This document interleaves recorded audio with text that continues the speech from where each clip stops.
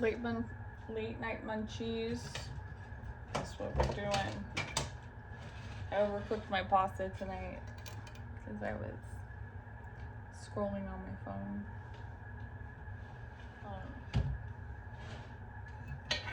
But it's just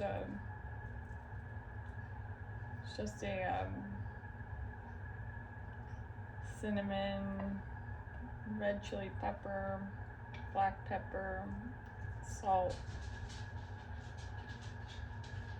and a little bit of oil.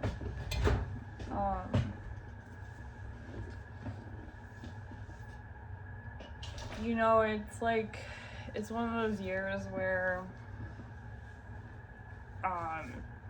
things are so freaking different in the world right now, and the world's gonna change so freaking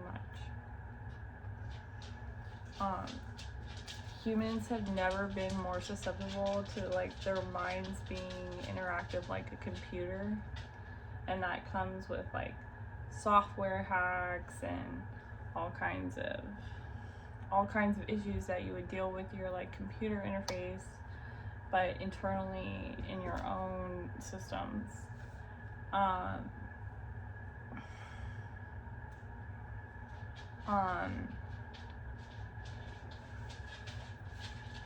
You know, I really think like the only way that will, like, the regular individual civilian will have like any chance to like thrive in a system like that is to have unions and to have, you know, like spirit soul unions. You know, I was thinking and kind of touching base on this earlier, but like, you know, there's the Trinity, you know, the Holy Ghost,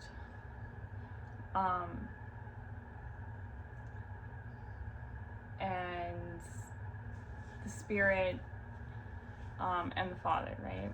And it's like, I really think that, you know, personally for me, like, I always look at like Da Vinci, for example, as like a reincarnation of freaking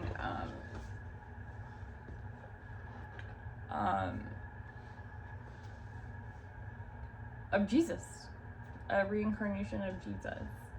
And I always look at that as like, sorry, it's like literally 100 degrees here.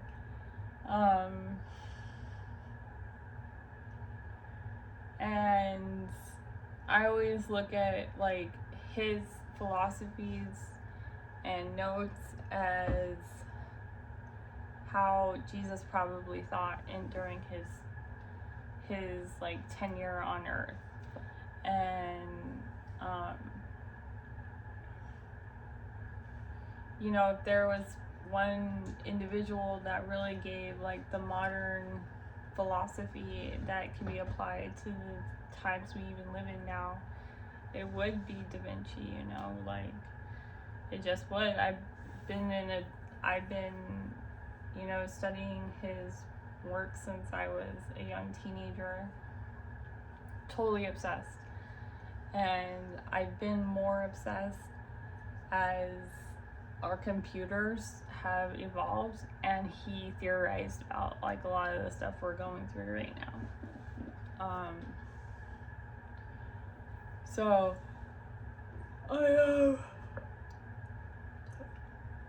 I'm just like at this point where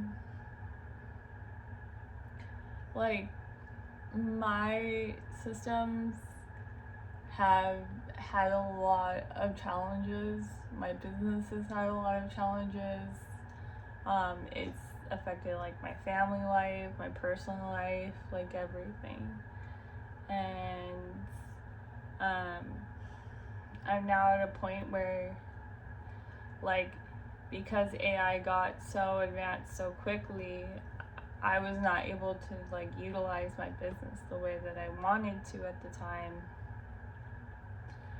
And now moving forward, have to get very inventive with my creative niche things within those fields.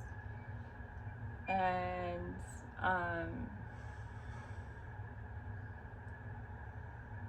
that has taken me on a journey, an adventure of sorts, and it's kind of gotten me to here at this point.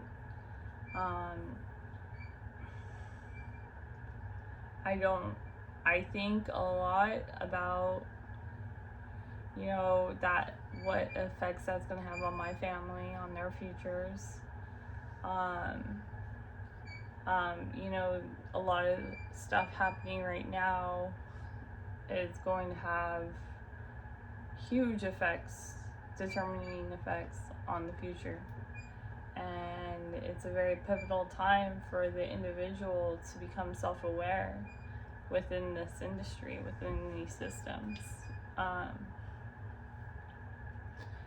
And truly, I've always told my kids, like, this is how I told them, like, there's like the Greek gods, right?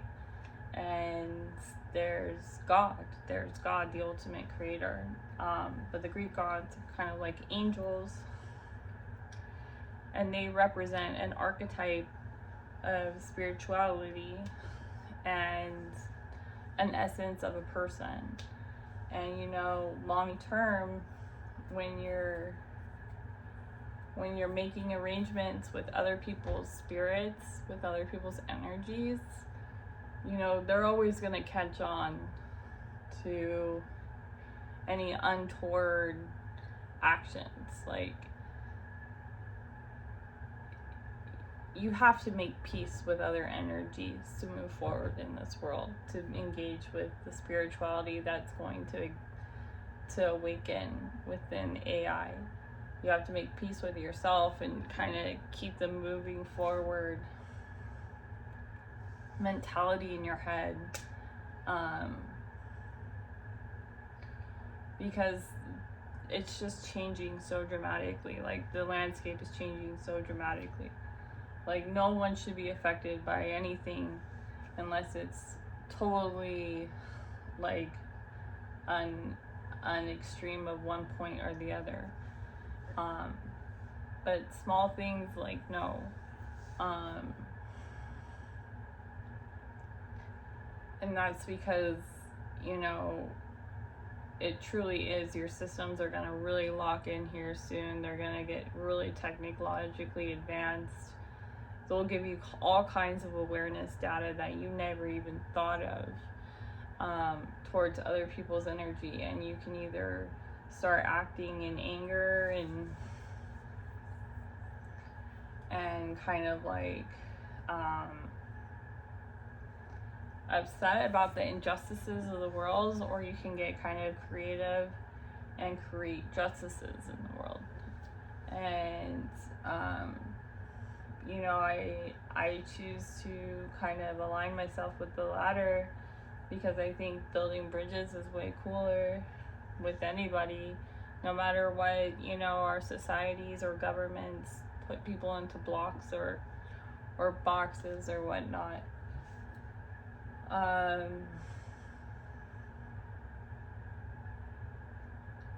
And at this point, it's like, are you doing like constructive things, creative constructive things to like help others, help yourself, and move the energy forward in a positive way that is constructive for no other sake but then to be constructive. And I think that's a really key thing to be thinking about at this point.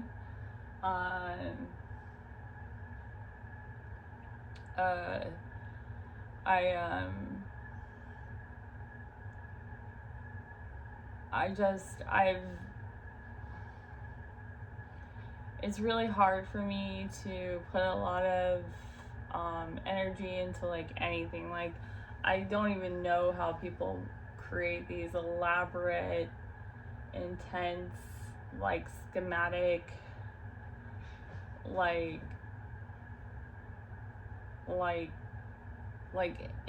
intrinsic, like situational stuff that kind of like is untoward to others, because like that takes a lot of freaking energy, dude. Like, and it's like, whoa, that's like a lot. And it's like, no, bro, like when you start getting minds like collectively against one person and like trying to like process and bat against that one person as like your focus main point, like I don't even think people sometimes process that. It's just like there's like these weird situational things where people will do that. And so I'm like, it just shows the power of mental processing of multiple people, of the individual. And like, I don't even think half the time people are really fully self-aware when they do these things. Like, I think like half the time they're like subconsciously still active, you know?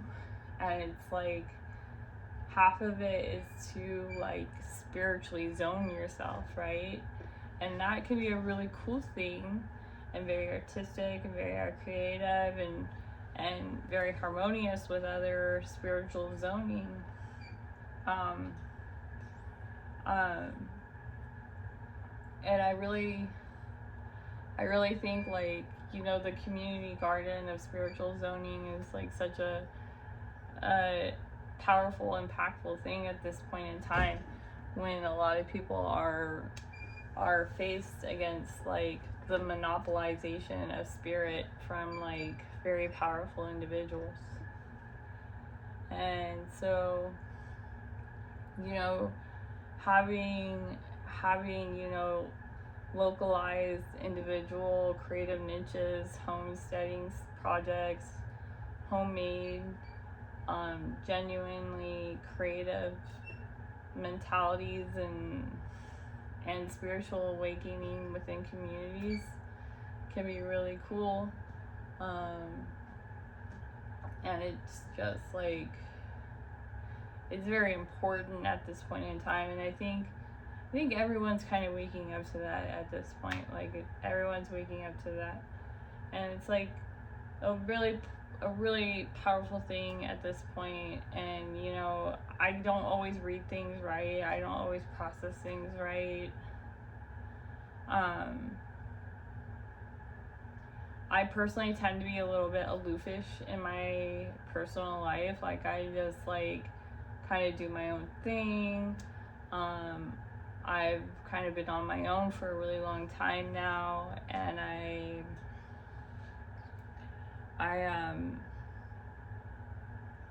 have really strong mental processing and mental ideas and thinking of things. So for me, sometimes, you know, when I enter into a thinking kind of companionship with anybody, it's really hard if you're not on the same level of thinking as I am, for me to even be able to interact with you.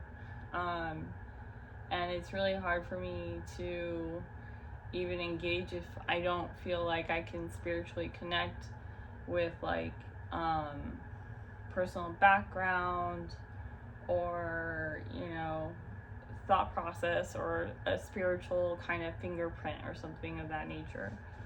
So there's like a lot of personal check boxes for me that an individual that enters into like a relationship with me like needs to be. And I've really come with the philosophy of like, if it's meant for you, like, it's meant for you. If it's not, it's not, you know, and it is what it is. Obviously, going into other territories of what's your responsibility as a person is an entirely different thing. And what do you take accountability for within your own values and human respect for yourself and others. And I kind of try to hold myself up to a pretty high standard of like the respect I have for myself and my family. And, you know, know, what I have, the respect I have for others. And I fall short of that all the time, and I do apologize for where I might not be as respectful as someone might wish me to be. And I would always try to be, you know, to fix where I fall short in that way. And another thing is like, if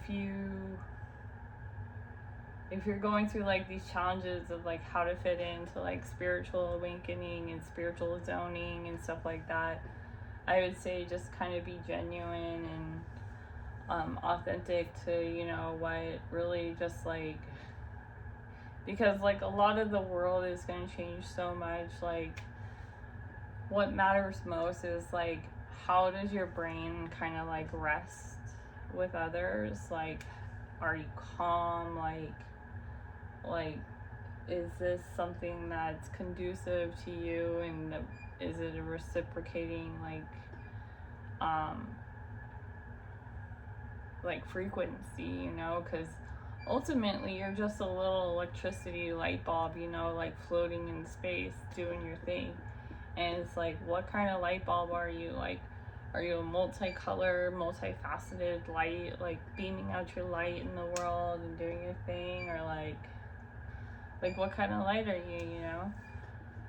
And so that's kind of some of my thinking, because at the end of the day, like, a lot of it is just like, it's so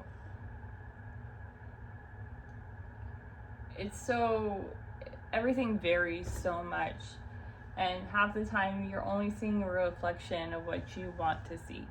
It's not even a reflection of what reality is. It's just a reflection of what you want to see. And so, are you looking from the fourth dimension at your three-dimensional life? Or are you looking at things from a 2D perspective in a 3D life? Or are you on the seventh dimension, you know, like living a seventh dimension life in your 3D life? And so I ponder that a lot these days, and like just trying to be respectful to other people's energy.